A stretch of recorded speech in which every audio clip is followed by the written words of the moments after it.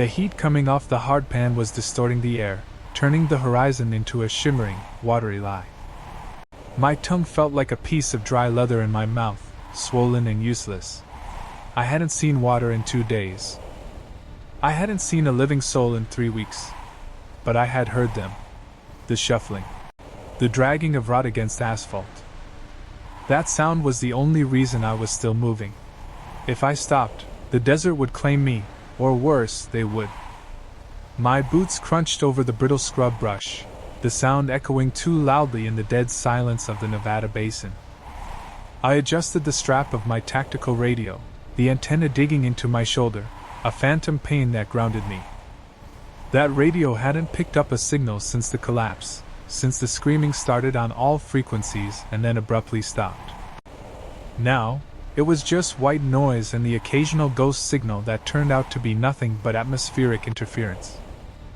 I crested the ridge, my lungs burning, expecting just more endless sand and rock. Instead, I saw it. It wasn't natural. Nature doesn't build straight lines. Nature doesn't pour reinforced concrete into the side of a sandstone cliff. It was massive, a gray scar against the red earth, half buried by shifting dunes but unmistakable. A blast door. I slid down the embankment, the shale sliding under my boots, sending a cascade of noise down the slope. I froze. Silence. Just the wind hissing through the rocks. I approached the structure. It was cold. The concrete radiated a chill that felt alien in this furnace. There were no markings. No keep-out signs. No government insignias. Just a massive wheel valve covered in rust and dust. I gripped the cold metal. It wouldn't budge. I braced my leg against the frame, gritting my teeth, putting every ounce of my fading strength into the turn. The metal groaned. A screech of oxidized iron that sounded like a scream. Then a hiss. The smell hit me instantly. It wasn't the smell of rot I was used to. It was the smell of ozone. Stale, recycled air. Old electricity. And something else. Copper. Blood. The door swung inward with a heavy, hydraulic sigh, revealing a darkness that seemed to swallow the light from the desert. I clicked on my flashlight, the beam cutting a cone through the dust motes dancing in the stagnant air. I stepped inside. The temperature dropped 20 degrees instantly. My footsteps echoed on the metal grating of the floor. Clack. Clack. Clack. I raised my rifle, the suppressor adding weight to the end of the barrel, keeping it tight to my shoulder. The hallway stretched on forever, lined with conduit pipes and heavy cabling. This wasn't just a storm cellar. This was a complex. A hive. I moved deeper, counting my steps, checking corners. The first room on the left was a checkpoint. The glass was shattered. Inside the booth, a chair was overturned. A clipboard lay on the floor, covered in a layer of grime. I picked it up, wiping the dust away with my thumb. The date on the log was from 6 months ago. The day the grid went down. The last entry was scrawled in erratic, terrified handwriting. Subject 4 breached containment. Sector 7 is gone. Seal the main. The writing trailed off into a dark smear. I dropped the clipboard. The sound of it hitting the floor was like a gunshot. I froze again. Down the hall, deep in the belly of this concrete beast, I heard it. Not the wind. Not the settling of the building. A shuffle. A wet, slapping sound. Like bare feet on metal. Then a click. The distinct, rhythmic clicking of claws? No, not claws. Nails. Human nails, grown too long, tapping against the wall. I killed the light. Darkness rushed in, total and absolute. I held my breath, my heart hammering against my ribs like a trapped bird. The shuffling stopped. They were listening. I was not alone in here. And whatever was down there, it had been waiting in the dark for a long, long time. The hydraulic hiss was a ghost sound, a memory of mechanics long dead, as I manually cranked the blast door open. It groaned, a tectonic shifting of steel against rusted steel, echoing into the abyssal throat of the earth. The desert sun, a blinding white hammer beating against the back of my neck, seemed to hiss and protest as the cool, stagnant air of the complex rushed up to meet me. It smelled of ozone, stagnant water, and something sharper, formaldehyde and copper. I slipped through the gap before the heat could follow me in, sealing the world of scorching sand behind me. My flashlight beam cut a cone of artificial daylight through the gloom, revealing a cavernous atrium that plunged downward into the bedrock. This wasn't just a bunker, it was a subterranean city, a tomb of the old world's paranoia. The concrete walls were stripped bare, painted with fading yellow hazard stripes and alphanumeric sector designators. I checked my Geiger counter, silent. Good. Radiation wasn't the killer here. I moved with the practiced silence of a scavenger who had outlived the noisy ones, my boots rolling heel to toe on the grated metal catwalk. Below me, in the shadows of the primary loading dock, sat the hulks of military transport trucks. Their tires had rotted flat, but the canvas covers were intact. That was the first priority, logistics. I rappelled down the service ladder, the metal rungs cold enough to sting my gloved hands. Inside the first truck, I found the jackpot, crates of MREs. Not the civilian knockoffs, but the military-grade, vacuum-sealed bricks designed to last a century. I cracked one open, the chemical smell of the heating element hitting me like a wave of nostalgia. Beef brisket.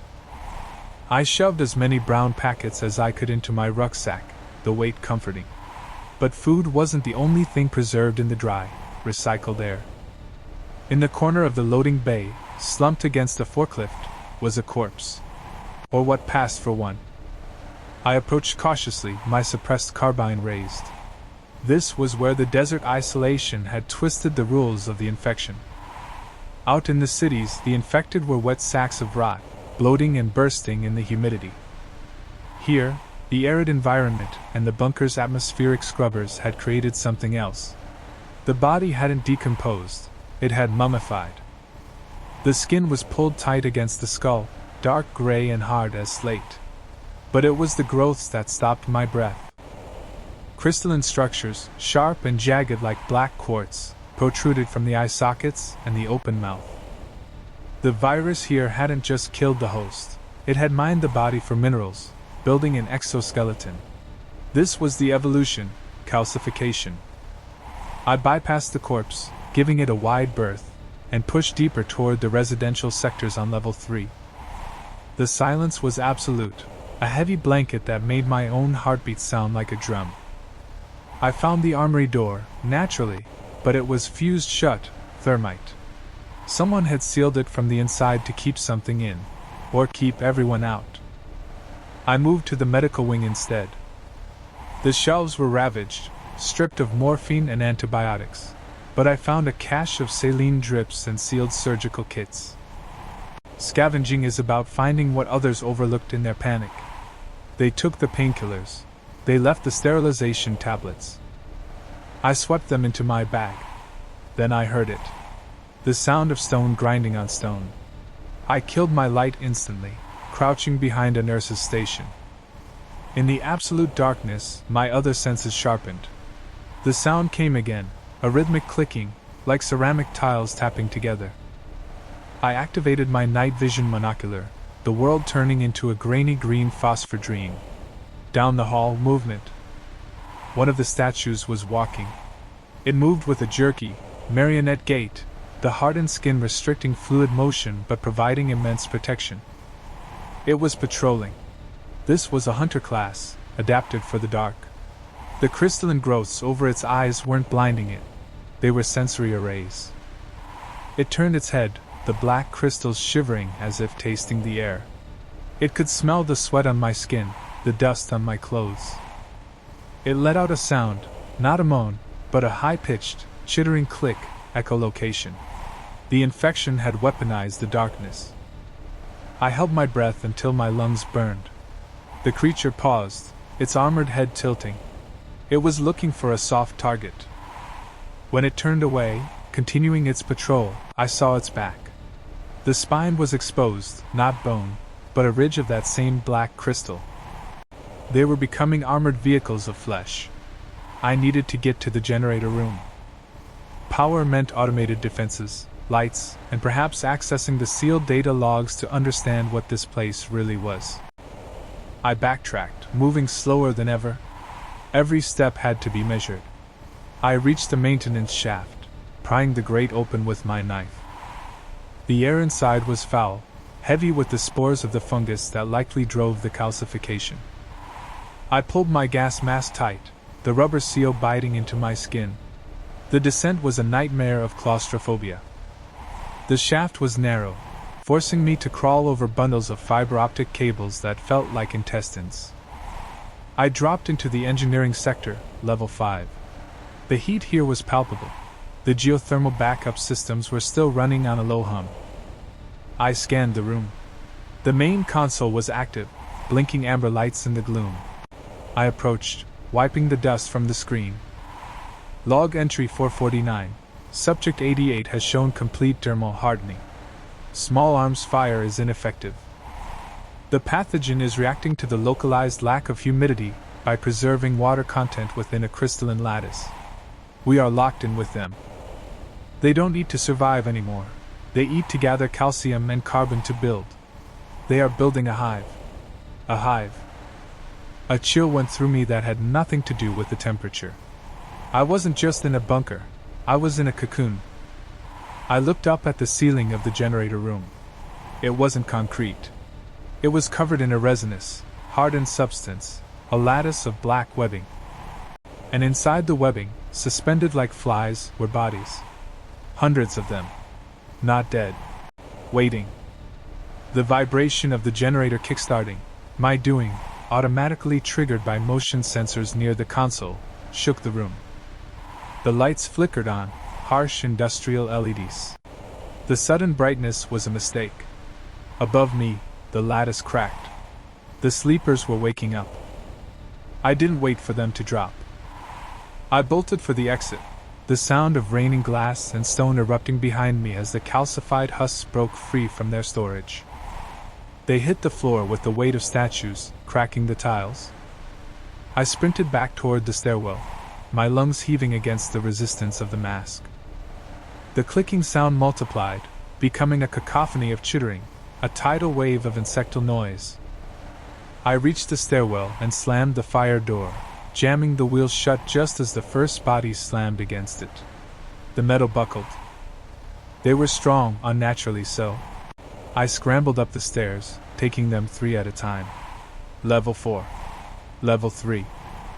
The noise was rising through the ventilation shafts. They were climbing the walls. The infection had evolved past the shambling horde. This was a coordinated swarm. I made it to the atrium, the vast open space now terrifyingly exposed. I could see them emerging from the lower shadows, gray shapes scaling the railings with jagged claws. I raised my rifle, firing controlled bursts. The bullets sparked off their chests, ricocheting wildly. Headshots. It had to be headshots. I aimed for the clusters of crystals on their faces. A lucky shot shattered the sensory array of the lead creature, and it thrashed, falling blindly over the railing to the concrete 50 feet below. It didn't splatter, it shattered. I reached the ladder to the surface, the heat of the desert above promising safety, or at least a battlefield I understood. I climbed, my muscles burning, the weight of the scavenged food dragging me down. I didn't drop it. Starvation was a slower death, but just as certain. As I crested the lip of the bunker, hauling myself onto the burning sand, I hit the seal controls. The massive blast door began to grind shut. A hand, gray and rock-hard, shot up from the gap, grasping the edge. The creature's face, a mask of black diamonds, glared up at me. It hissed, a dry, rasping sound. I stomped on the fingers, feeling them crunch like gravel under my boot. It lost its grip, falling back into the dark just as the doors slammed together with a final, earth-shaking boom. I lay on the sand, the sun searing my eyes, gasping for air. I had food. I had water tabs. But I also had the knowledge. The bunker wasn't abandoned. It was incubating the next stage of the end of the world. And I knew, with a sinking dread, that the blast door wouldn't hold them forever. The earth beneath me vibrated slightly. They were already scratching at the walls. The hydraulic hiss of the blast door sealing behind me was the sweetest sound I had heard in 6 months. It severed the connection to the scorching Nevada wastes, cutting off the howling wind and the blinding white glare of the salt flats. Inside, the darkness was absolute, a physical weight pressing against my retinas until I clicked the heavy brass switch of my L-torch. The beam cut a cone through dust that had hung suspended in stagnant air for God knows how long. This wasn't just a hidey hole. This was a Tier 1 subterranean fortress, the kind of place whispered about in the dying days of the broadcasts. The air scrubbers were silent, leaving the atmosphere cool and smelling of ozone and old rubber.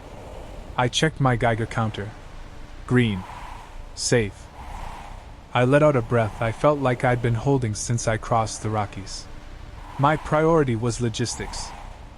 Survival isn't about heroism, it's about calorie counting and inventory management. I moved systematically, clearing the vestibule. It was a decontamination zone.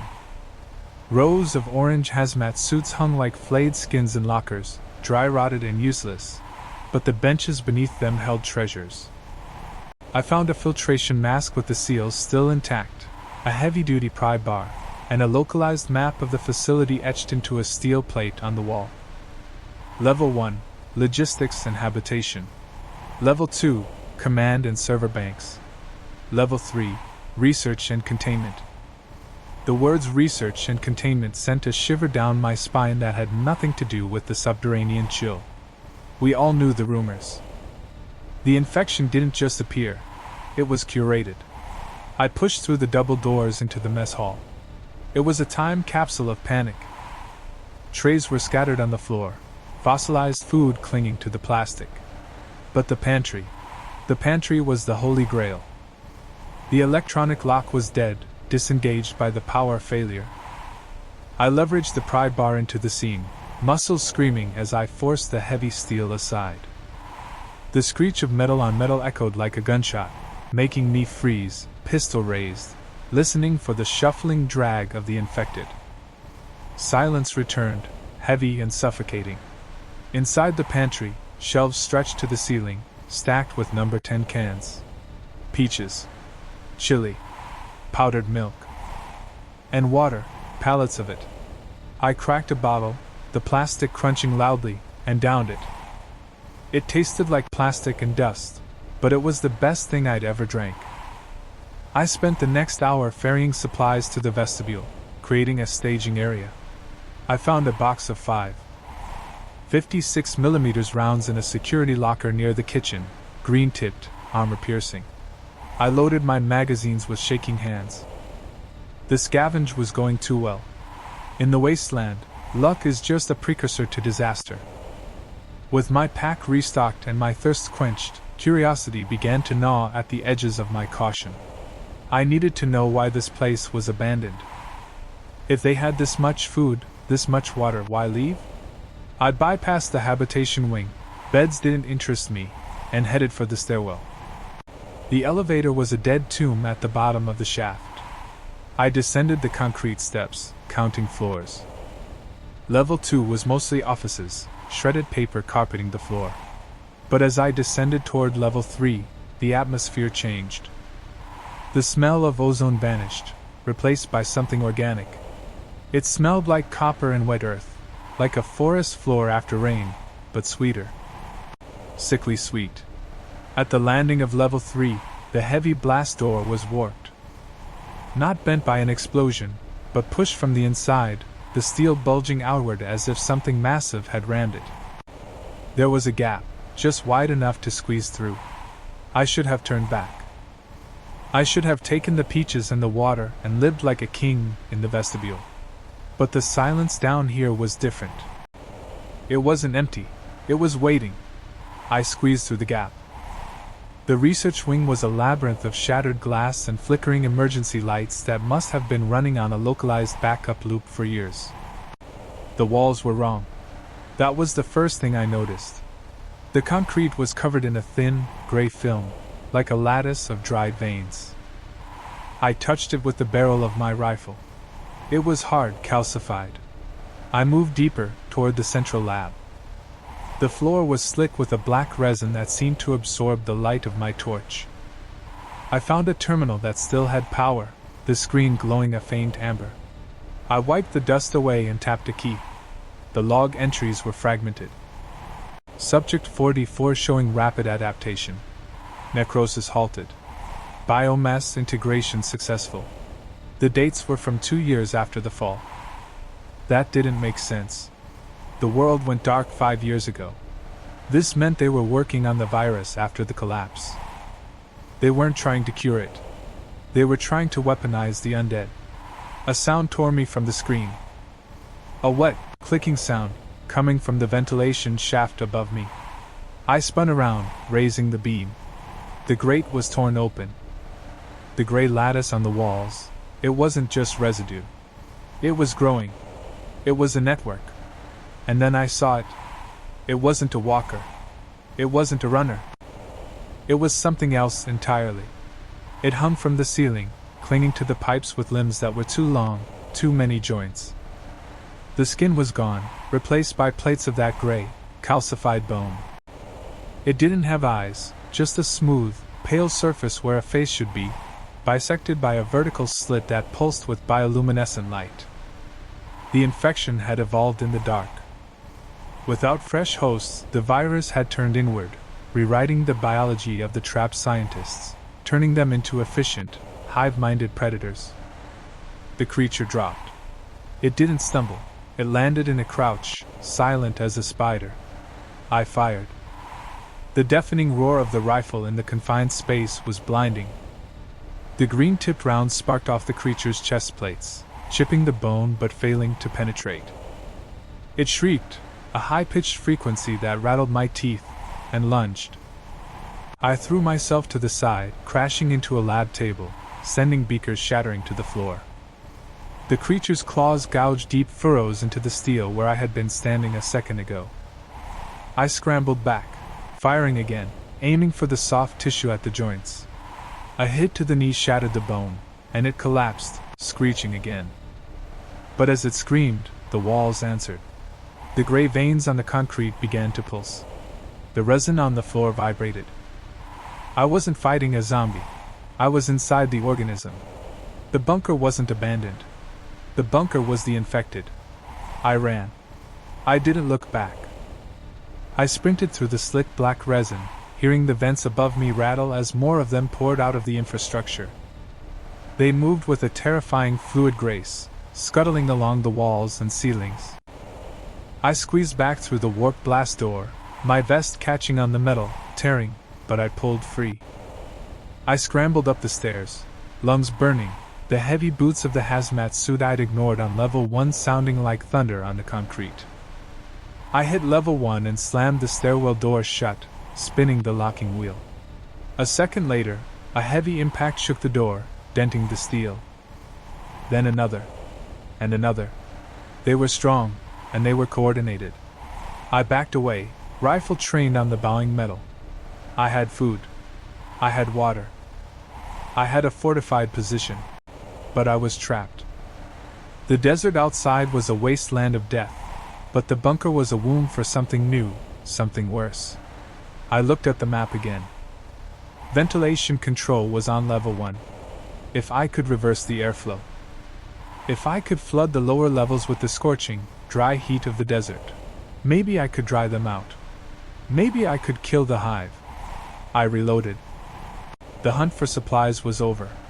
The war for the bunker had just begun. The hydraulic hiss of the airlock was the loudest sound I had heard in 6 months.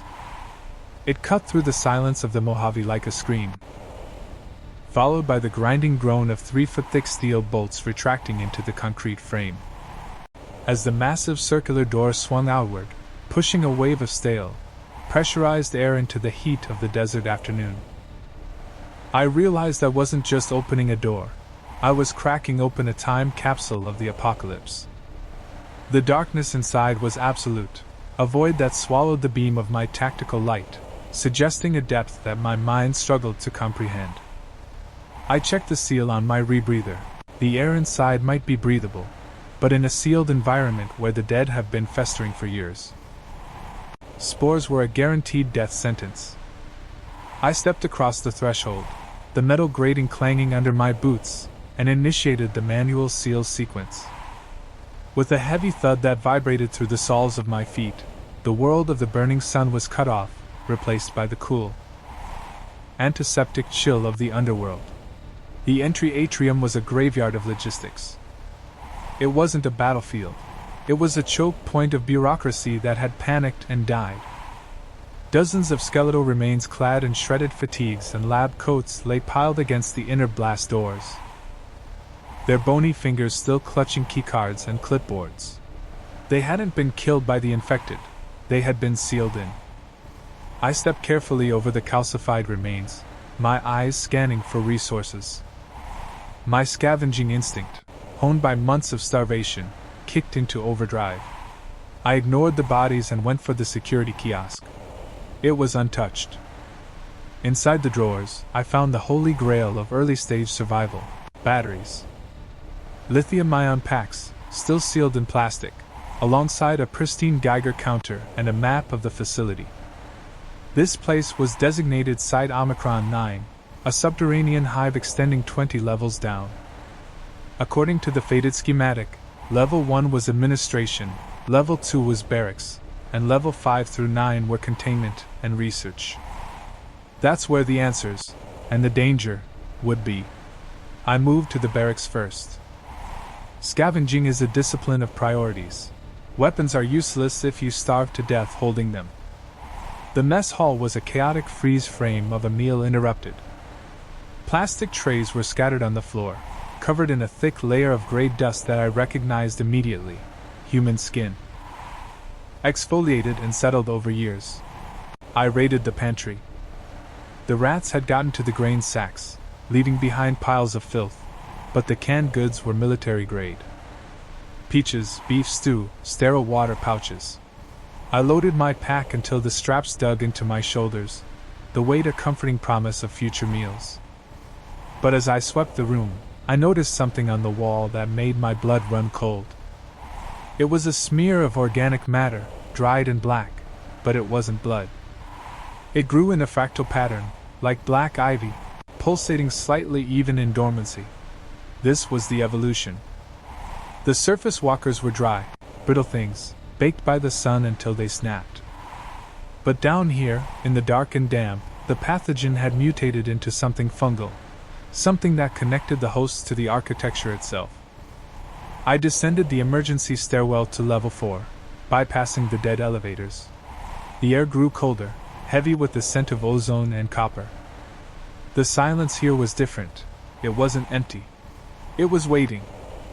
My flashlight beam caught the reflection of glass, the observation deck of the medical wing. I wiped the condensation from the pane and looked down into the operating theater. Strapped to the gurneys were subjects that defied the classification of the wandering dead I knew. Their chests had been cracked open, ribs spread wide, but instead of organs, a thick, fibrous web of black tissue filled the cavity, pulsing rhythmically. They were hives. The virus wasn't just reanimating the dead anymore. It was using them as incubators to terraform the environment. I found a discarded tablet on a nurse's station, the battery long dead, but the written logbook next to it was legible. The final entry, scrawled in erratic handwriting, read: Strain Delta adapts to lack of caloric intake by metabolizing the host's skeletal structure into a spore delivery system. Do not engage in close quarters. Fire is the only cleanser. I needed to reach the armory on level 6, but the corridor ahead was blocked by a barricade of office furniture and welded plating. Someone had tried desperately to keep something out, or keep something in. I climbed over a desk, my boot crunching on broken glass, and that's when I heard it. A wet, clicking sound from the ventilation shaft above my head. I froze, killing my light. In the pitch black, the sound amplified. It was the sound of wet meat slapping against metal. The evolution of the infected in a lightless environment, had stripped them of sight but gifted them with something else. Echolocation? Tremor sense? I didn't want to find out. I unholstered my suppressed pistol, the weight of it familiar and terrifying. The vent grate 10 feet ahead of me burst outward with explosive force. The creature that dropped to the floor was a nightmare of biological efficiency. It had no eyes, just a smooth, pale dome of callus where a face should be. Its limbs were elongated, the fingers fused into bone hooks. It didn't groan, it chattered, a rapid-fire clicking of teeth. It was a blind one, a variant rumored in the wastelands but never seen. It whipped its head side to side, the clicking increasing in tempo as it mapped the room. I held my breath, my heart hammering against my ribs like a trapped bird. It took a step toward me, its head tilting. It could hear my heartbeat. I didn't hesitate. I raised the weapon and fired 3 rounds into its chest. The impact sounded like hitting a wet sandbag. The creature didn't fall. It shrieked, a high-frequency piercing sound that made my vision blur. It lunged. I dove to the right, crashing into a filing cabinet. The creature slammed into the metal where I had been standing, its bone hooks tearing through the steel like paper. I scrambled back, firing again, this time aiming for the legs.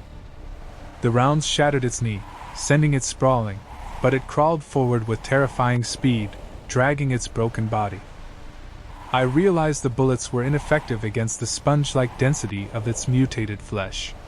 I needed fire.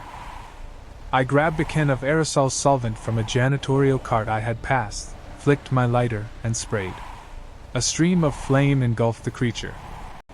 The shriek changed to a gurgle as the fire consumed the oxygen around it, burning the volatile fluids leaking from its sores. It thrashed, flailing blindly, setting the carpet and papers ablaze. I didn't watch it die, I ran. I sprinted toward the heavy blast doors of the armory, punching the override code I had memorized from the security kiosk. The hydraulics groaned, too slow. The clicking was starting again, not from the burning creature but from the vents. There were more. Dozens of them. The hive had been woken. The door cracked open just enough for me to slide through. And I slammed the manual lock, engaging the deadbolts just as a heavy body slammed against the other side.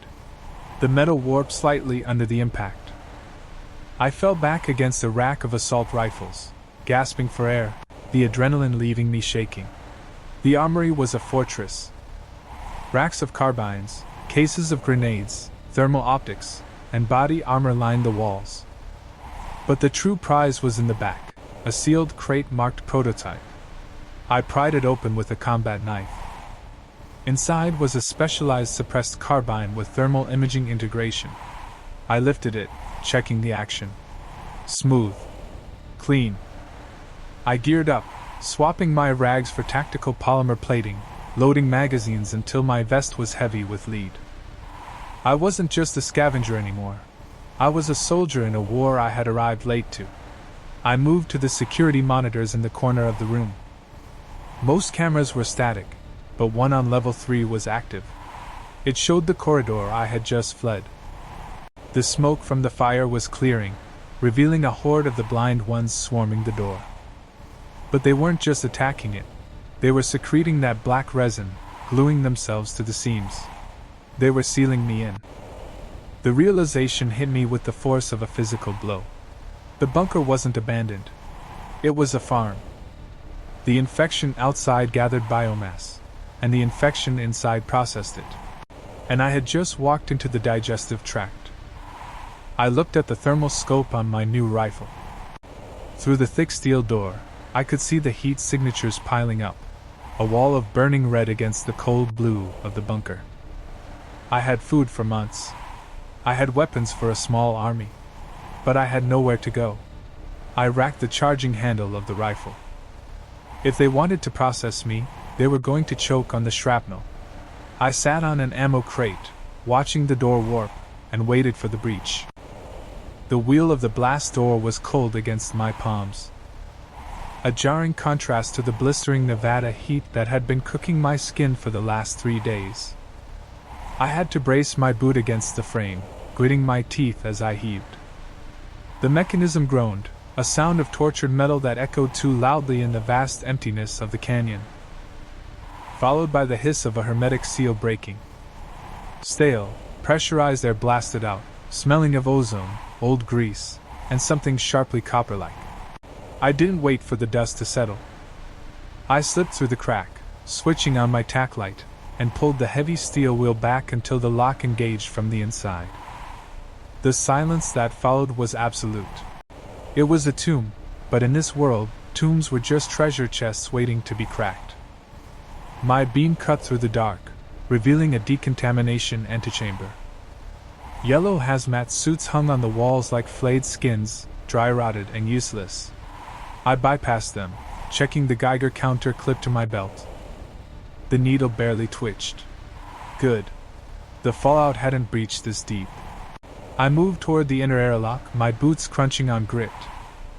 This was the Citadel-class bunker mentioned in the flight logs I'd pulled off that crashed vertibird in Vegas. Rumor was they were stocked for the Joint Chiefs, but the silence suggested the VIPs never made it. That meant everything was still here. I pried the inner door open with a crowbar, the hydraulics long dead, and stepped into the main atrium. It was massive, a concrete cathedral descending into the earth, ringed by catwalks and suspended offices. I wasn't looking for the command center yet, though. I needed the logistics wing. I needed water. Level 2 was the mess hall and storage. I moved with my rifle shouldered, the stock pressed tight against my bruised clavicle. The scavenging instinct kicked in, turning down the volume of my fear and dialing up my focus. I cleared the cafeteria first. Tables were overturned, trays scattered, but there were no bodies. That was the first red flag. Usually, people huddled together when the end came. Here, it looked like they had just left. I vaulted the serving counter, checking the pantries. The shelves were stripped bare of the easy stuff, anything instant or snack-like was gone. But they had missed the bulk storage. I found the jackpot behind a heavy padlock on a freezer door. One precise strike with the bolt cutters and I was in. The freezer had failed years ago, but the contents were canned. Number 10 cans of freeze-dried beef, powdered eggs, and gallons of sealed distilled water. I cracked a water jug, the seal snapping with a beautiful pop, and drank until my stomach hurt. I loaded my pack, prioritizing protein and hydration, calculating the weight against my calorie burn. Scavenging isn't just grabbing everything, it's math. It's deciding that a box of 56mm ammo is worth more than a gold bar, but less than a strip of amoxicillin. I moved deeper, down to level 4, research and medical. The air got colder, the smell of copper growing stronger. This is where the story of the bunker lay. I found a terminal in the chief medical officer's office that still had emergency power, running on a backup isotope battery. I hacked the login, default passwords, the height of arrogance, and started reading the logs. That's when the cold in my gut overtook the cold in the room. They hadn't just been hiding here. They had been studying the infection as it swept the surface. The logs described the standard shamblers, the slow, rotting walking dead we all knew. But the final entries, dated 6 months after the collapse, spoke of something else. Strain Delta. The scientists noted that in arid environments, the virus didn't rot the host. It desiccated them. It preserved them. The lack of moisture forced the pathogen to evolve, putting the host into a hypermetabolic hibernation state to conserve energy. They weren't dead, they were dormant, waiting for moisture, waiting for heat. I heard the sound then. It wasn't a moan. It was a click. Like dry knuckles cracking. I spun around, my light sweeping the medical bay. The gurneys were empty, but the body bags stacked in the corner were not. One of the black plastic zippers was slowly sliding down. I raised my rifle, flicking the safety off. A hand emerged. It didn't look like the gray, sloughing flesh I was used to. It was dark, leathery, and tight against the bone. It looked like beef jerky stretched over a skeleton. The creature sat up, its movement jerky and mechanical, far faster than a shambler. Its eyes were gone, replaced by sunken pits, but it turned its head sharply toward me, nostrils flaring. It could smell the water in my pack. It could smell the sweat on my skin. The dry ones? I squeezed the trigger. The shot was deafening in the confined space. The round hit the thing in the chest, but instead of tearing through soft rot, it thudded as if hitting a sandbag. The creature didn't even flinch. It launched itself off the gurney, moving on all fours like a spider, skittering across the floor tiles with terrifying speed. I fired again, aiming for the head. The bullet grazed its skull, tearing a strip of leathery skin, but the bone underneath was hardened, calcified by the mutation. It shrieked, a sound like tearing metal, and lunged. I slammed the butt of my rifle into its face, the impact vibrating up my arms. It was like hitting a statue. It clawed at me, its fingers ending in sharpened, bone-exposed tips. It snagged my tack vest, ripping the Kevlar like paper. I kicked it back, drawing my combat knife. Bullets were kinetic, but I needed to sever something. I realized then that the bunker wasn't empty. It was a hive. The shriek had woken the others. From the ventilation shafts, from the other body bags, from the darkness of the hallway, the clicking sounds multiplied. A chorus of dry rattling filled the air. I wasn't the predator here. I was the canteen.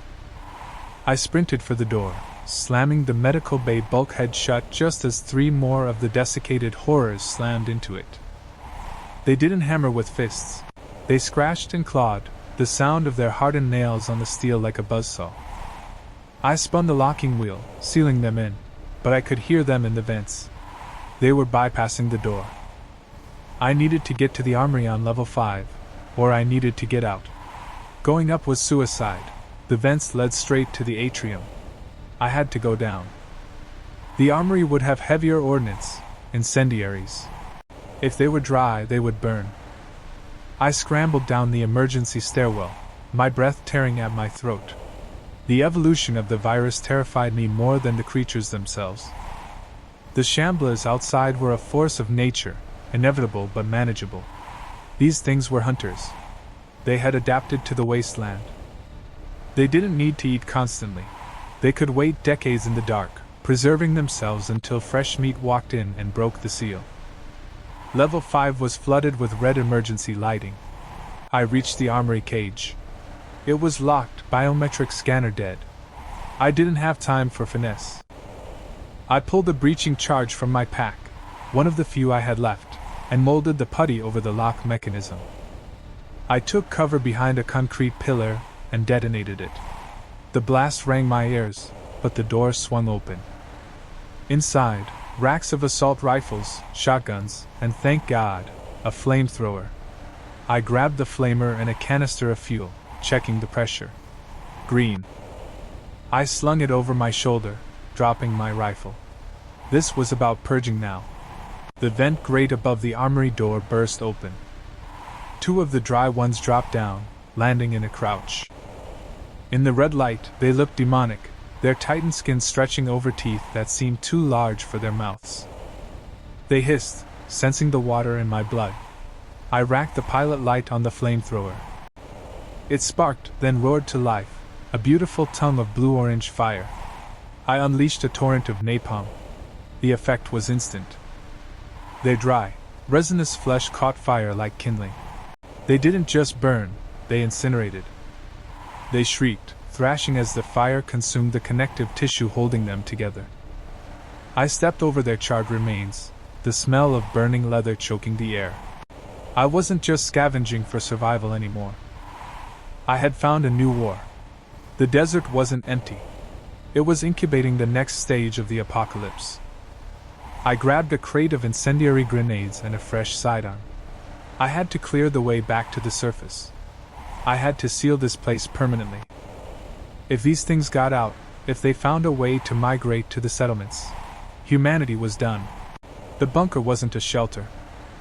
It was a containment unit, and the containment was failing.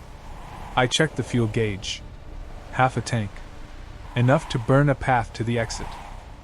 I stepped out of the armory, the pilot light hissing, ready to face the darkness. The hiss of the hydraulic seal breaking was the loudest sound I had heard in 6 months. It wasn't a mechanical whine, but a desperate, gasping exhalation of air that had been trapped underground since the world ended. I stood there, wrapped in my tattered shamak, goggles caked in the red dust of the Mojave, watching the 3-foot-thick steel door inch outward. The darkness beyond the threshold wasn't just an absence of light. It was a physical weight, cold and ancient, pushing against the searing white heat of the desert noon. I didn't rush in.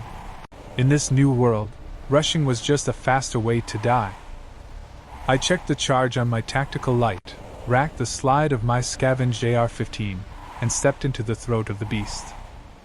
The air temperature dropped 30 degrees in a single step. It smelled of ozone, stagnant water, and something else, something copper and sweet, like dried blood mixed with cleaning chemicals. The entry airlock was pristine, a stark contrast to the chaos of the surface. On the floor, a clipboard lay covered in a thin film of dust, the skeleton of a pen resting beside it. I picked it up, the paper brittle as dead leaves. Site 44 Bravo. Lockdown Protocol, Level 5. Containment breach, negative. The date was 3 years ago. The very start. This place had been sealed before the worst of the fallout, before the cities burned.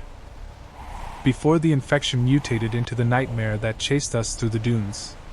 I moved deeper, my boots echoing on the great flooring.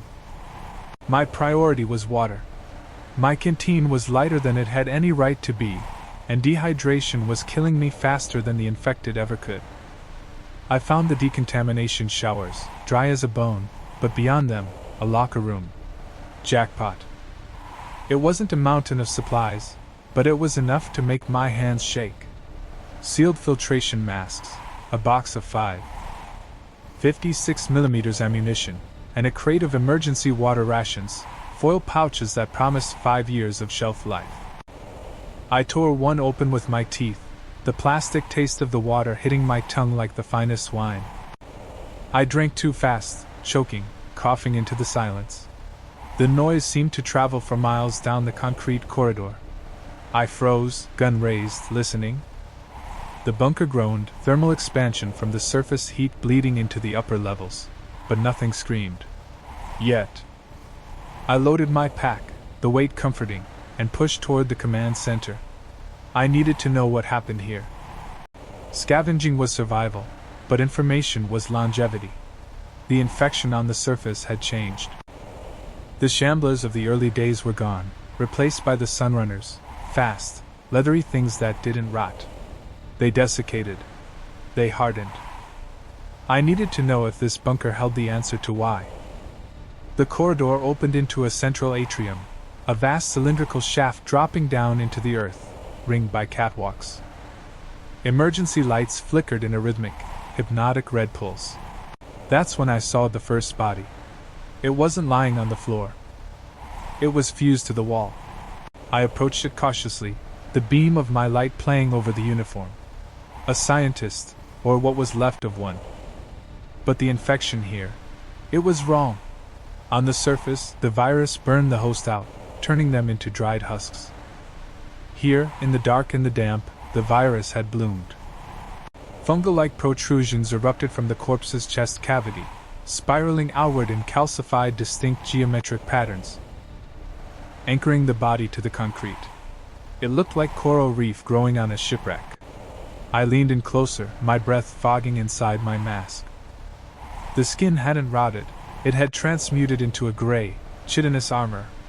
I found a datapad clutched in the corpse's fused fingers. It took 10 minutes to pry it loose, the sound of snapping cartilage making me wince. The battery was dead, but I had a portable solar charger. I plugged it in, waiting in the gloom, watching the shadows dance. When the screen flickered to life, the logs confirmed my worst fears. Subject 88, the log read. Strain Epsilon. Adaptation to subterranean environments. The virus is no longer just biological, it is structural. It consumes calcium and heavy metals to reinforce the host. Small arms fire is ineffective. I felt a chill that had nothing to do with the air conditioning. The surface zombies were fast, but they were fragile. These things? These were tanks. I kept reading. The colony enters a dormancy state in the absence of prey. They mimic the environment. Beware the walls. I slowly raised my flashlight, sweeping the beam across the vast atrium walls. At first, I saw only pipes and conduit. Then, the pattern emerged. The lumps of gray matter, the irregularities in the concrete. They weren't structural damage. They were dozens of them. Dormant. Waiting. I had walked right past them. My heart hammered against my ribs, a frantic bird in a cage. I needed to leave. I had water, I had ammo. I didn't need to be a hero. I turned to backtrack toward the airlock, moving with the agonizing slowness of a predator trying not to become prey. But the bunker had other plans. A proximity sensor, dormant for years, picked up my movement. The overhead halogens slammed on with a deafening clack, flooding the atrium with blinding white light. The sudden brightness was physical violence after the dark. Then came the sound. It started as a dry cracking, like ice breaking on a frozen lake, multiplied by 100. The walls were waking up. I didn't wait to see them detach. I ran. I sprinted back toward the corridor, the heavy thud of calcified feet hitting the grating behind me. They didn't scream. That was the worst part. The infected on the surface howled. These things were silent, efficient machines of bone and virus. I reached the narrow hallway, spinning around to fire. The first one filled the frame, a towering mass of gray armor, its face a featureless plate of bone where eyes used to be. I aimed for the legs, squeezing the trigger. The AR-15 roared, the muzzle flash illuminating the monstrosity. Sparks flew. Sparks. The bullets were ricocheting off its chest. It didn't even slow down. I dropped my aim lower, targeting the knee joint, hoping for a weak point. The round connected, shattering the thinner cartilage. The thing buckled, crashing into the wall, but it didn't stop crawling. It dragged itself forward with arms that ended in jagged spikes of bone. I retreated, firing in controlled bursts, trading distance for time. There were more behind it. I could hear the heavy, rhythmic thudding of a horde that weighed twice what a human should. I needed a heavy door. I needed the blast shutters. I saw the markings for Sector 3, armory to my left. A heavy bulkhead door stood ajar. I threw myself through the gap, slamming my shoulder into the rusted release mechanism. It wouldn't budge. The crawling tank was 10 feet away, its head splitting open to reveal a maw of needle teeth, the only soft part of it left. I dropped the rifle, letting it hang by the sling, and grabbed the manual wheel of the door with both hands, screaming with effort. The gears ground together, Russ screaming in protest. The infected lunged. I kicked out, my boot connecting with its faceplate, buying me a fraction of a second. The wheel turned. The hydraulics engaged with a hiss. The door slammed shut just as the creature's bone spike arm thrust through the gap. The steel sheared the limb off clean. The severed arm thrashed on the floor for a moment, gripping the air, before going still. I slumped against the cold metal of the door, gasping for air, listening to the heavy impacts on the other side. They were pounding on the steel, a slow, rhythmic drumbeat of doom. I was alive, but I was trapped. I looked around the room I had sealed myself in. Racks of weapons lined the walls, grenade launchers, heavy caliber rifles, riot gear. Tools for a war that was already lost. But in the back, behind a cage, I saw it. A terminal with a blinking green light, ventilation control. I limped over to it, my mind racing. If they adapted to the environment, if they were dormant, maybe I could change the environment. I accessed the system.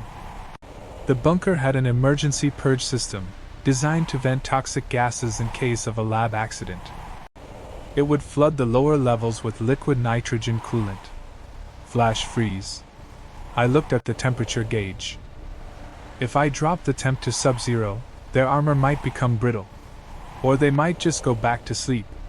It was a gamble. I initiated the sequence. Alarms blared, muffled by the heavy door. I could hear the hiss of gas moving through the pipes in the walls. The pounding on the door slowed, then stopped. I checked the external cameras on the monitor. The atrium was filling with white fog. The gray shapes were freezing in mid-stride, frost creeping over their armored shells. They were turning into statues again. I wasn't safe, not really. I was trapped in a box with monsters waiting outside for the thaw. But I had the armory. I had food.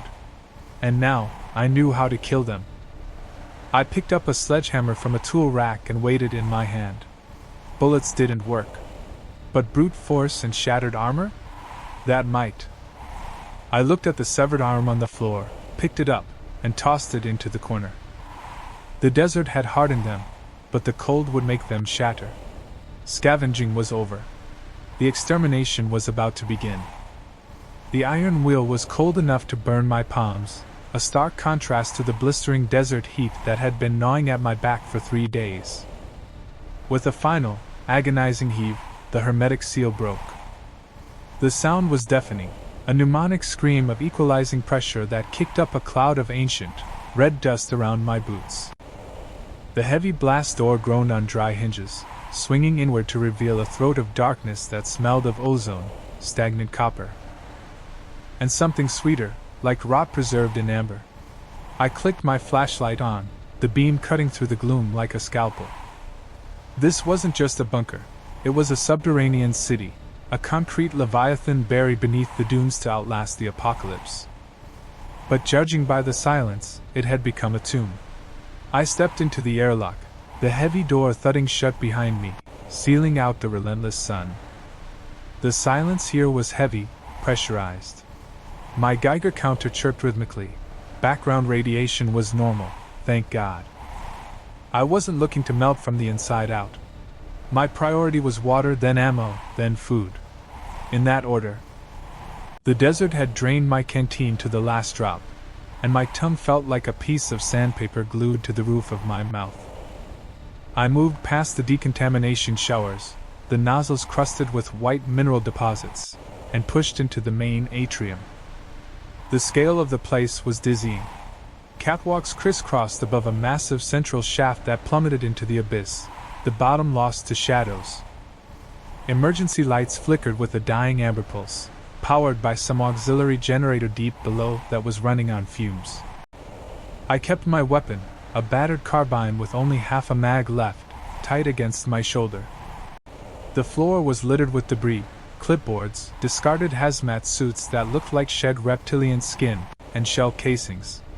Lots of brass. There had been a fight here. A desperate one. I knelt by a pile of refuse, sifting through it with a gloved hand.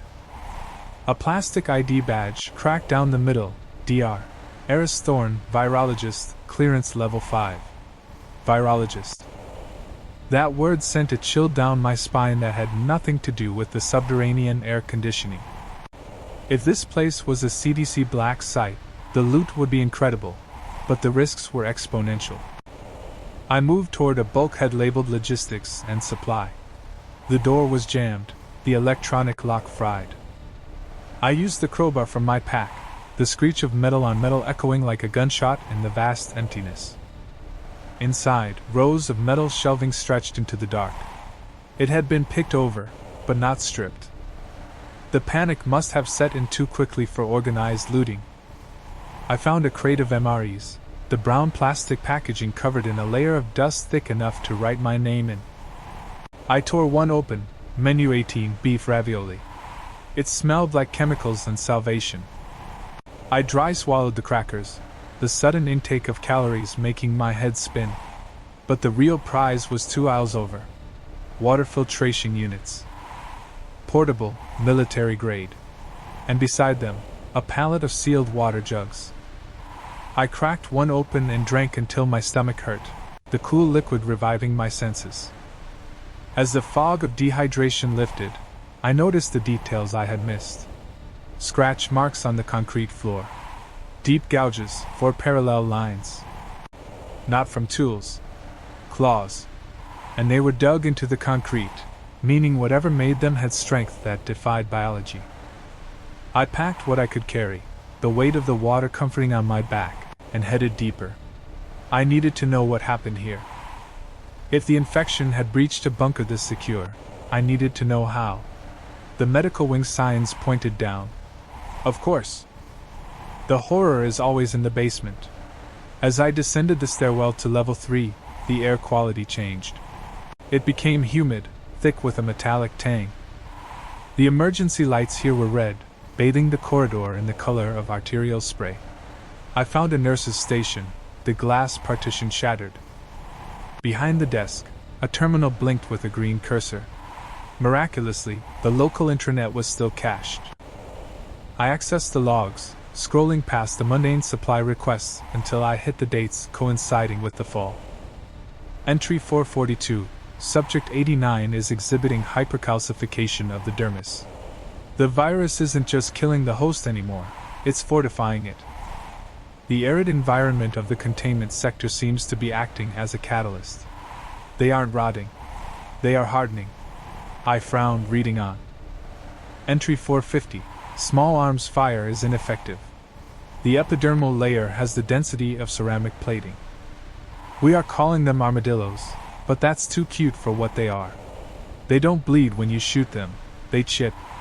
And they are fast. The muscle fibers are condensing, drying out like jerky but retaining 300% tensile strength. We need fire. Lots of fire. I looked up from the screen, my grip tightening on my rifle. Hardened skin. Fast.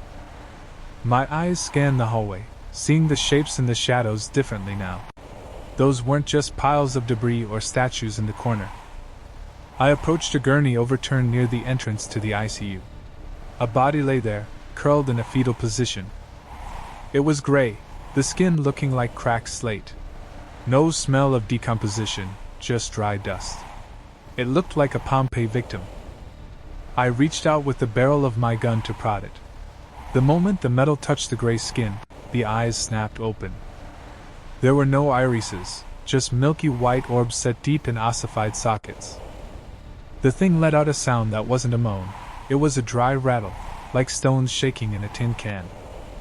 It moved with terrifying speed, uncoiling from the fetal position and lunging. I squeezed the trigger. The gunshot was deafening in the confined space.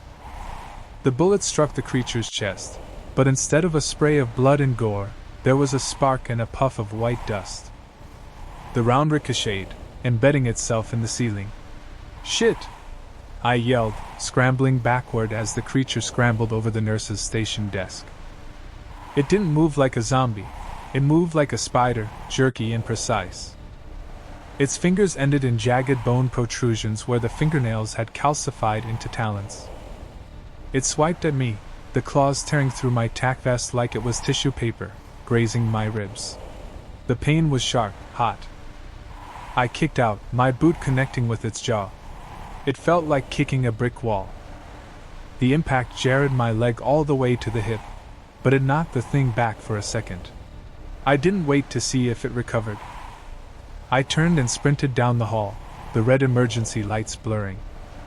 Behind me, I heard the skittering, nails on linoleum, fast, closing the distance. I needed a door. A heavy one. I saw a bulkhead labeled cryogenics and threw my shoulder against the lever. It wouldn't budge. The skittering was louder now, accompanied by that dry, clicking hiss. I spun around, raising the rifle. The creature was on the ceiling, crawling upside down, its head twisted around 180 degrees to look at me. I aimed for the eyes. It was a gamble. The skull was armored, but the sockets were holes. I fired a 3-round burst. One shot went wide, sparking off the bulkhead. The second chipped its cheek. The third went through the left eye. There was a sickening crunch, and the creature convulsed, losing its grip on the ceiling. It fell heavily, landing with a sound like a sack of rocks. It thrashed, black ichor finally leaking from the shattered socket, thick, like tar. It tried to rise, but the brain damage must have severed its motor control. I didn't stick around to confirm the kill. I forced the cryogenics door open, slipping inside and spinning the locking wheel until it sealed. I leaned against the cold metal, sliding down to the floor, my heart hammering against my ribs like a trapped bird. I checked the scratch on my side. Shallow. No bite, no fluid transfer. I was lucky. I looked around the room I had trapped myself in. Rows of glass tubes, frosted over. But the power was failing here too. The temperature gauges were rising. I walked to the nearest pod and wiped the frost away with my sleeve. Inside wasn't a human. It was one of them. But it was enormous. The calcification was more advanced. Plates of bone overlapped to form natural power armor. And it was awake. It watched me through the glass, its fists slowly pounding against the inside of the tube. Thump. Thump. Thump. The glass hairline fractured. I backed away, realizing the bunker wasn't a sanctuary. It was an incubator. The desert heat above had driven the virus to adapt, to shed its weakness to dehydration and replace it with armor. And I was trapped in the nest. I looked at the vent overhead. Too small. I looked at the heavy door I had just sealed. The only way out was back through the hallway. Back through the clicking. I checked my magazine. 12 rounds. I took a deep breath of the stale, recycled air, knowing it might be my last. I pulled the charging handle, ejected the spent casing, and chambered a fresh round. Scavenging was over. The hunt had begun. The hydraulic hiss of the blast door unsealing was the loudest sound the desert had heard in a decade. It wasn't a screech of rusty hinges, but the groan of sleeping giants waking up, pneumatic pistons fighting years of grit and silence. As the 3-foot-thick steel slab ground slowly into the concrete recess, a puff of pressurized, stale air escaped, hitting me in the face. It didn't smell like the rot of the wasteland outside. It smelled of ozone, recycled oxygen, and something sharper, metallic and cold. It smelled like a tomb that had been sealed before the bodies had time to spoil. I adjusted the strap of my rifle, the leather biting into my sunburned shoulder, and clicked my tactical light on. The beam cut through the gloom, dancing over dust motes that had been suspended in stillness since the world ended. Stepping across the threshold felt like stepping off the edge of the known world. The desert sun, a hateful white eye that had been trying to kill me for weeks, was instantly replaced by a subterranean chill. The temperature dropped 20 degrees in a single step.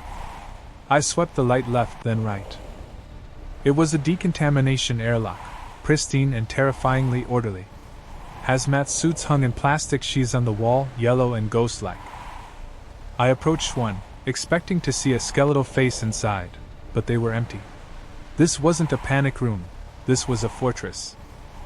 I moved to the inner door, bypassing the biometric scanner with a heavy crowbar to the junction box. Sparks showered the floor, dying instantly in the cold air. With a manual heave, I cracked the secondary seal. Priority 1 was water. Priority 2 was clearing the corners. I found myself in a wide atrium, the reception area of what the placards called Site Omicron. The floor was littered with papers, not bodies. That was the first red flag. Usually, these places are choke points of carnage, piled high with the desperate dead who hammered on the doors as the infection took them. But here? Nothing. Just abandoned clipboards and a heavy layer of silt. I moved toward a reception desk, vaulting over it to check the drawers. Jackpot. Not water, but information. A keycard ring and a layout map. According to the laminate, Level 1 was administration, Level 2 was barracks, and Level 3 was research and containment. Below that? Power and storage. I needed storage. The silence was heavy, a physical weight pressing against my eardrums. I moved toward the stairwell, avoiding the elevators.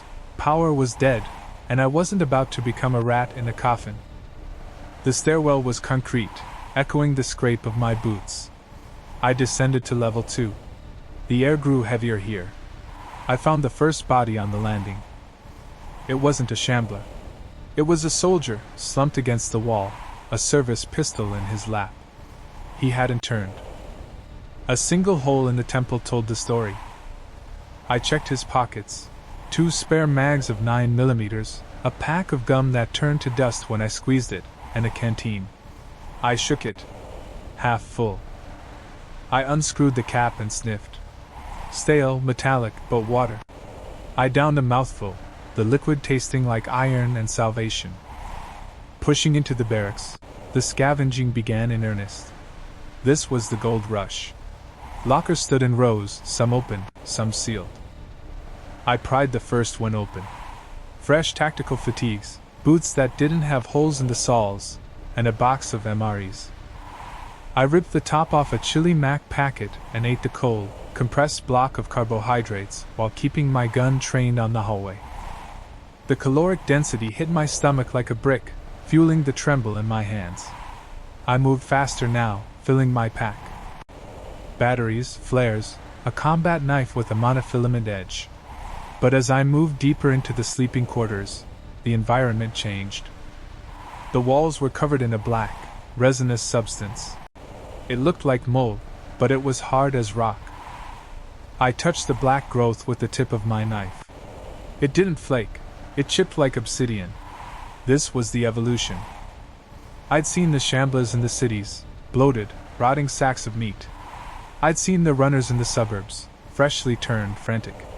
But this was architectural. The infection here hadn't just consumed the hosts. It was consuming the building. It was terraforming. I saw a bunk bed swallowed by the calcified growth, and inside the cocoon, the vague shape of a human torso fused to the mattress. I backed away, raising my rifle.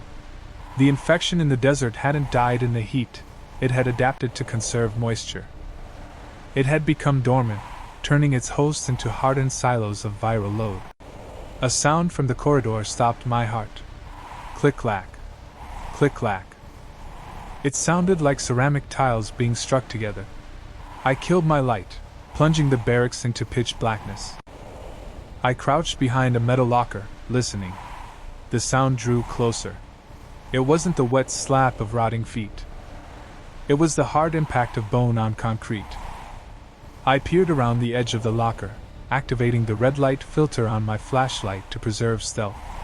It stood in the doorway. It had been a man once, maybe a scientist. Now, it was a biological weapon. The skin had tightened and dried, pulling back to reveal teeth that had lengthened and sharpened into needles.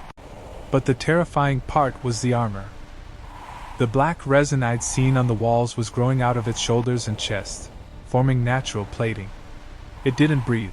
It didn't twitch. It scanned the room with milky, crystalline eyes. This was a dry rot, a mutation I'd only heard rumors of from dying traders. They were solar-powered nightmares, absorbing heat and hardening, virtually bulletproof to small arms fire. I checked the chamber of my rifle. 56mm might not punch through that chest plate. I needed a headshot, or to break its legs. The creature turned its head, snapping with a speed that defied physics.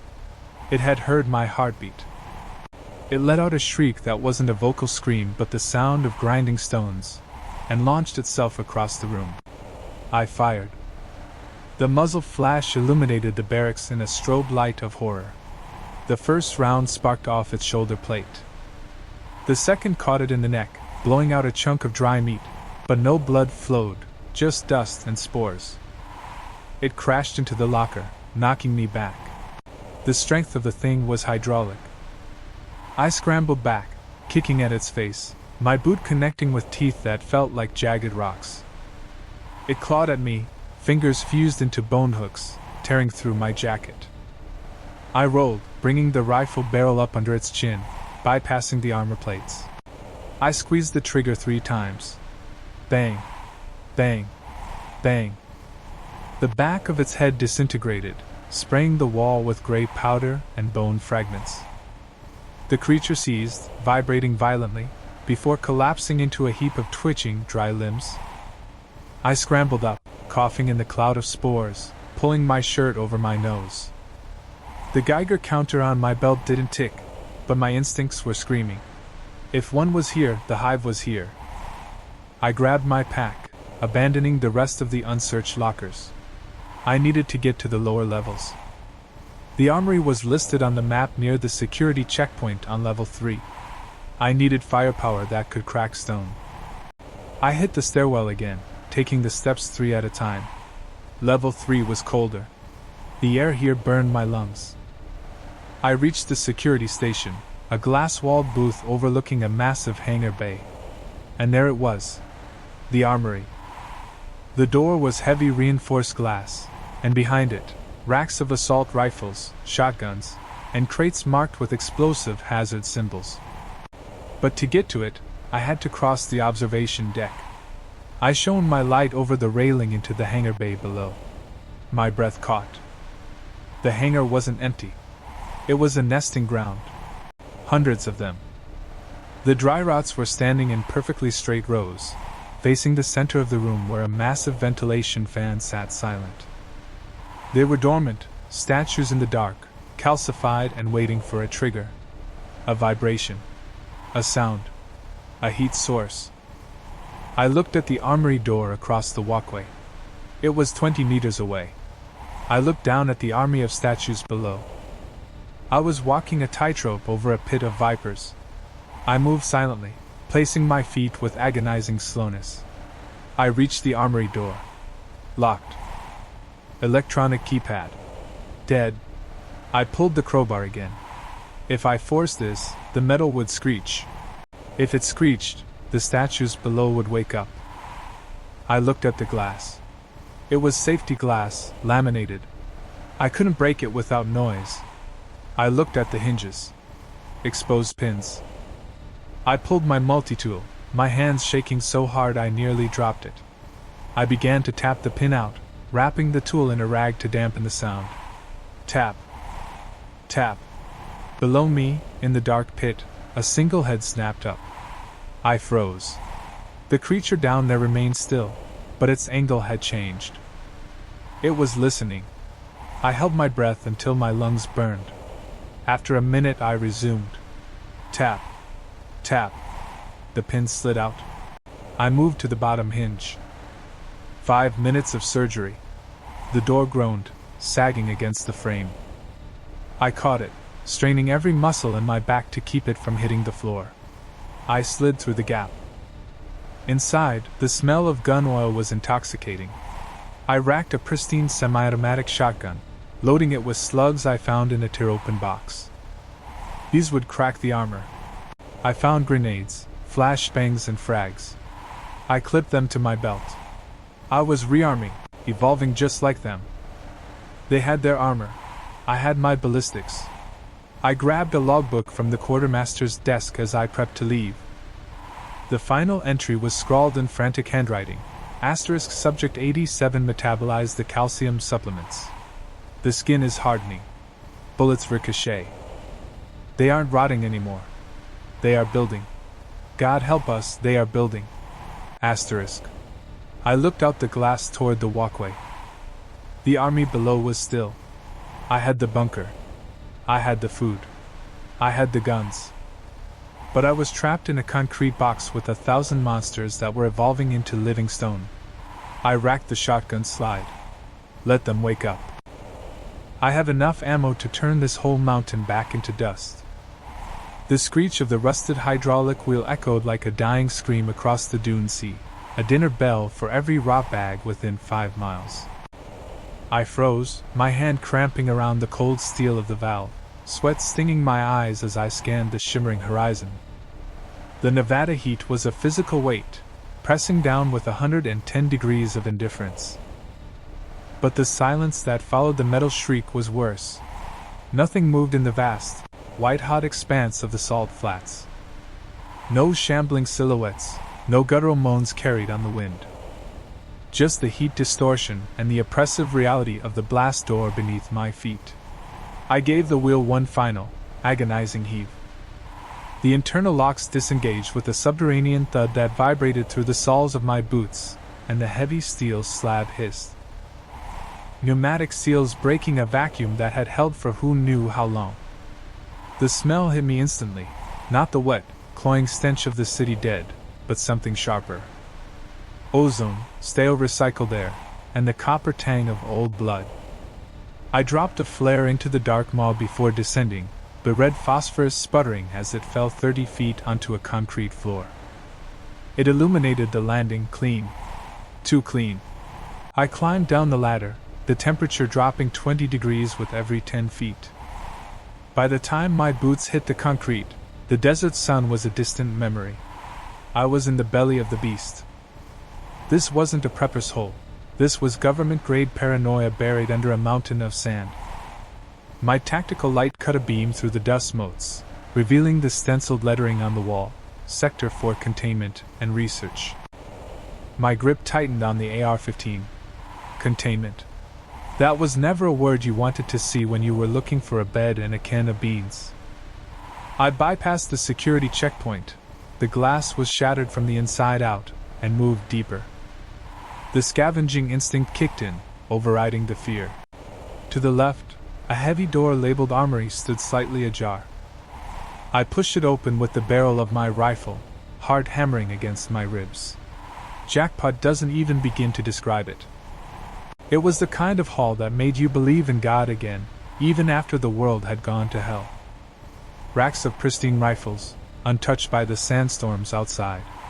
Crates of 5.56 ammunition, the brass casing shining like gold under my flashlight. I swapped my battered mag for a fresh one, the spring stiff and responsive. I found a tactical vest, stripping off my ragged flannel and buckling the Kevlar tight. It felt like a hug from safety. But as I stuffed my pack with MREs, menu 4, pork sausage with gravy, a king's feast, I noticed the anomaly. There were weapons missing, sure, but the floor was littered with spent casings.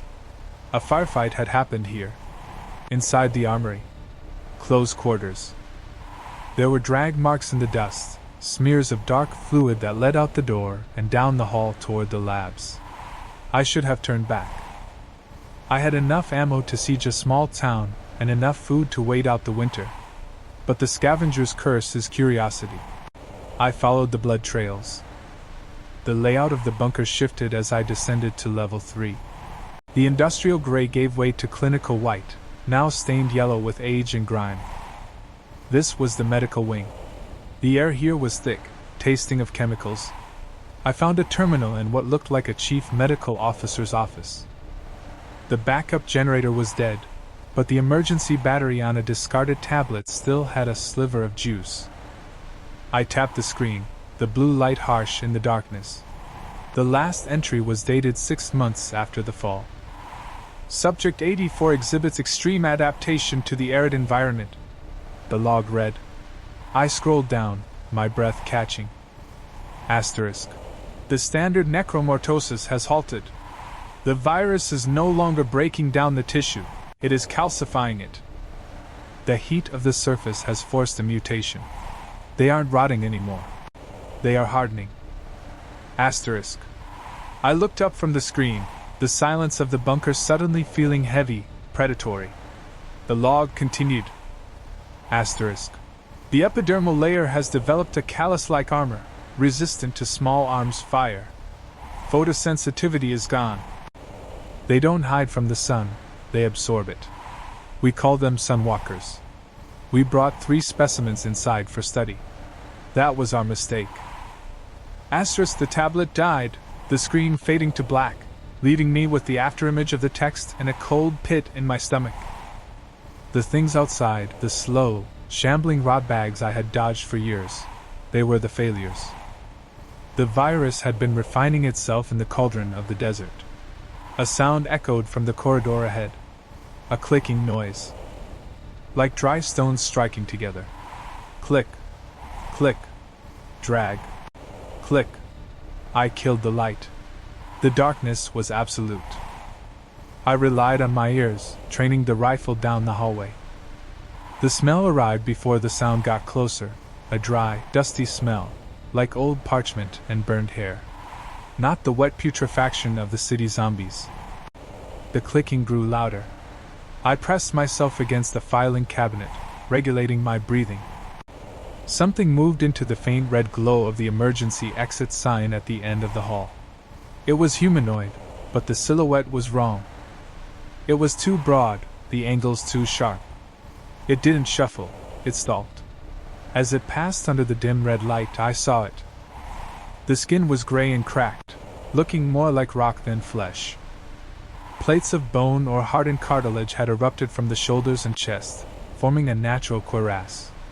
The fingers had fused into jagged claws. It paused, turning its head. There were no eyes, just bone ridges where the sockets used to be. It hunted by sound. The clicking was its tongue against the roof of its mouth, echolocation. My boots squeaked. Just a fraction of an inch, shifting weight. The creature's head snapped toward me. It let out a sound that wasn't a moan, but a hiss, like steam escaping a vent. It charged. The speed was terrifying. No shambling, no limping. It crossed the 30 feet between us in a heartbeat. I squeezed the trigger. The muzzle flash lit up the hallway like a strobe light. Asterisk bang. Bang. Bang. Asterisk. I aimed for center mass, the drill ingrained in me. The rounds sparked off the creature's chest. Sparks. Not blood spray. Sparks.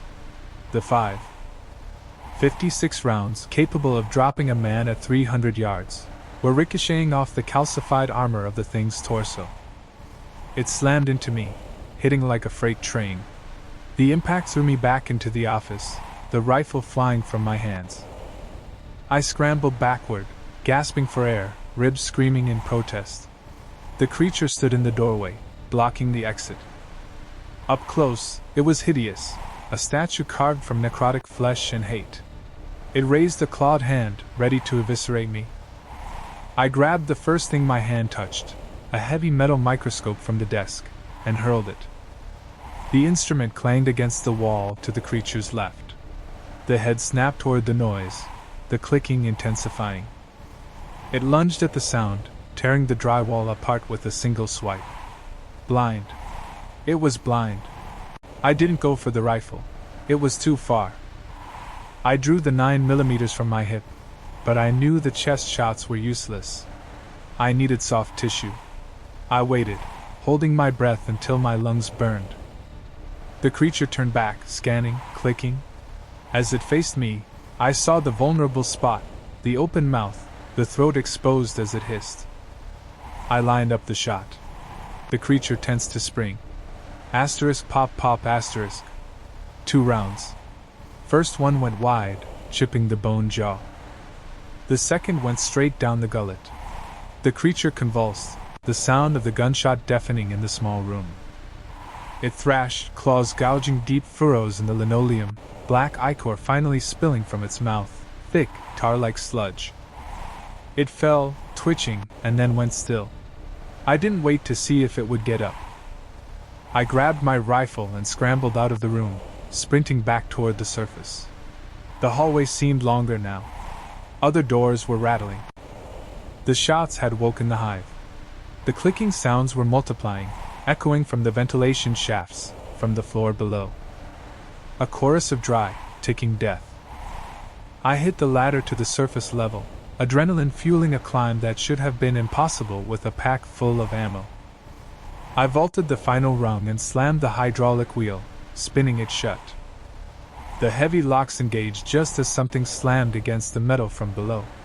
A heavy, resonant thud. Then another. They were strong. I collapsed on the floor of the airlock, the heat of the desert seeping through the outer door. I was safe from the sun, but I had sealed myself in a tomb. I looked at the haul in my pack. Enough food for a year, enough ammo for a war. But as the thumping continued beneath the floorboards, a rhythmic, synchronized pounding, I realized the truth. The bunker wasn't a shelter. It was an incubator. And I had just rung the dinner bell for the things that had evolved to survive the end of the world. The infection hadn't just survived the desert. It had become the desert, harsh, unyielding, and impossible to kill.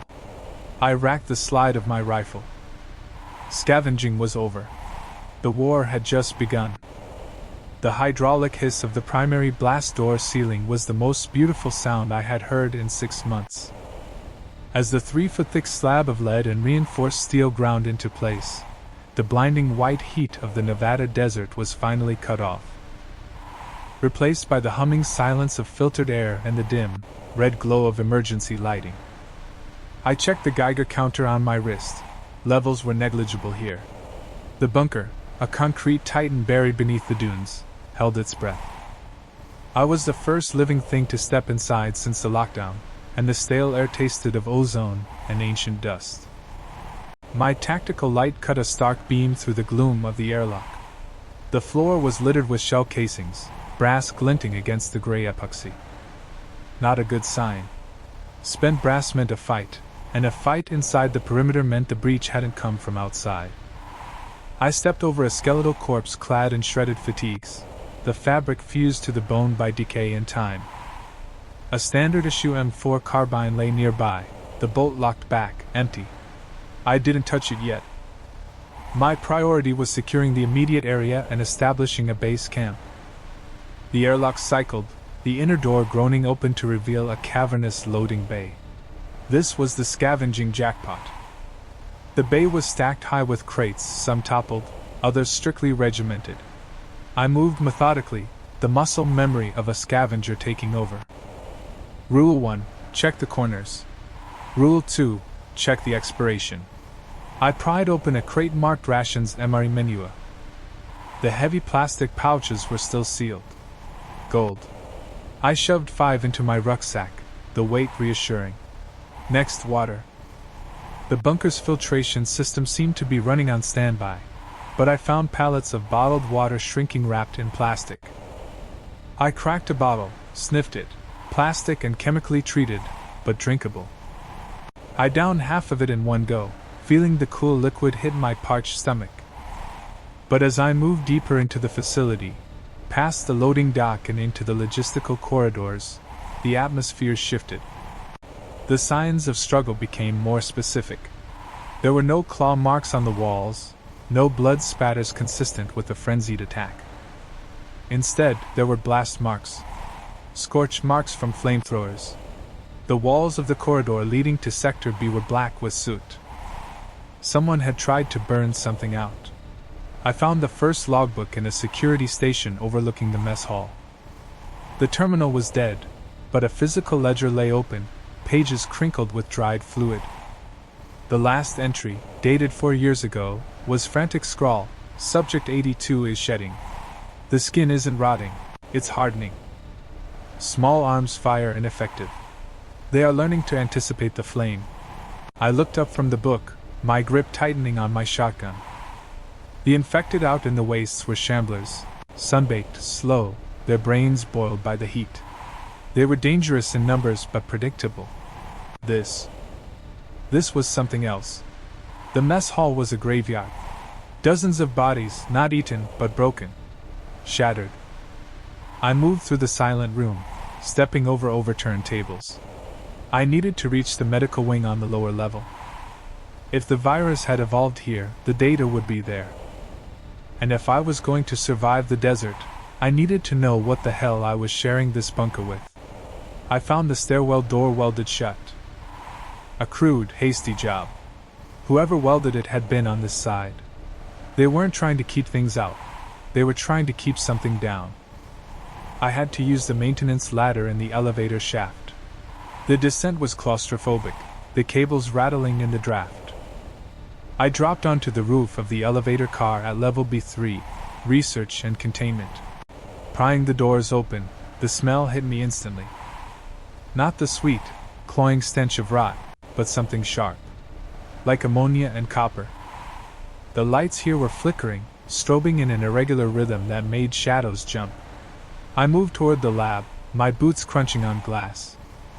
The observation windows were blown out. Inside the main lab, the equipment was smashed, but the sample tubes and the heavy containment fridge were intact. I wiped the frost off the glass of a containment unit. Inside, suspended in a stasis gel, was a severed arm. But it wasn't human anymore. The flesh had turned a dark, obsidian gray. Bone spurs protruded through the skin at the elbow and wrist, sharpened to razor points. The fingernails had fused into a single, serrated hook. I stared, horrified fascination taking hold. The virus wasn't just reanimating dead tissue, it was optimizing it. In the dark, cold environment of the bunker, without the sun to speed up decay, the infection had time to rewrite the host's genetic architecture. Then I heard it. A clicking sound. It came from the ventilation duct above me. Not a groan, not a shuffle. A rhythmic, wet clicking, like tongue against teeth. I froze, killing my flashlight. The darkness was total, save for the blinking red LED on a server rack. Asterisk click. Click. Hiss. Asterisk. I backed away slowly, raising the shotgun. The vent cover above the lab entrance exploded downward. The thing that dropped to the floor was humanoid, but only just. It was gaunt, its skin the same obsidian gray as the sample. It was naked, hairless, and its eyes were gone, covered by a thick callus of bone. It crouched on all fours, its spine elongated and jagged. It didn't smell me, it was listening. The evolution the logbook mentioned, it had traded sight for sonar. I didn't breathe. My heart hammered against my ribs like a trapped bird. The creature turned its head, twitching. It let out a low, vibrating chitter. It was hunting. I needed a distraction. I unclipped a flare from my belt, the friction of the cap sliding off sounding like a gunshot in the silence. The creature shrieked, a high-pitched, piercing sound that made my teeth ache, and lunged. It moved faster than anything I'd ever seen. A blur of gray violence. I struck the flare and threw it into the far corner of the room.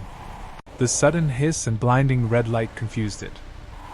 It scrambled toward the heat source, claws gouging deep furrows in the concrete floor. I took the shot. The 12-gauge slug hit its center mass. Outside, a hit like that would tear a walker in half. Here, it sounded like I'd hit a steel plate. The creature was knocked back, skidding into a desk, but it didn't stay down. It scrambled up, screeching, black fluid leaking from a crack in its chest armor. It located me instantly now. The noise of the gun had painted a target on my chest. It leapt. I pumped the action and fired again, aiming for the head. The shot took off its lower jaw and shattered the bone mask over where its eyes used to be. It collapsed, thrashing, limbs flailing with enough force to dent the metal cabinets. I didn't wait to see if it would get up. I turned and sprinted for the elevator shaft. I scrambled up the ladder, the sound of screeching multiplying below me. One had called the others. The shaft echoed with the sound of metal tearing as they began to climb the walls, their bone claws finding purchase in the concrete. I vaulted onto the landing of level 1, sprinting for the heavy security door I had passed earlier. I spun the wheel, the gears grinding in protest, and slammed it shut just as a heavy impact shook the frame. I locked the deadbolts, backing away, chest heaving. I was safe, for the moment. I had food, water, and shelter from the sun. But as I sat there in the dark, listening to the scratching on the other side of the steel, I realized the trade I had made. The desert had the heat and the slow dead. The bunker had the resources, and the predators. I pulled the MRE from my pack, my hands shaking as I tore it open. I ate in the dark, the scratching growing louder, more coordinated. They were testing the door. They were looking for weaknesses. The infection had evolved. It wasn't just a plague anymore. It was an ecosystem. And I had just locked myself in the food chain,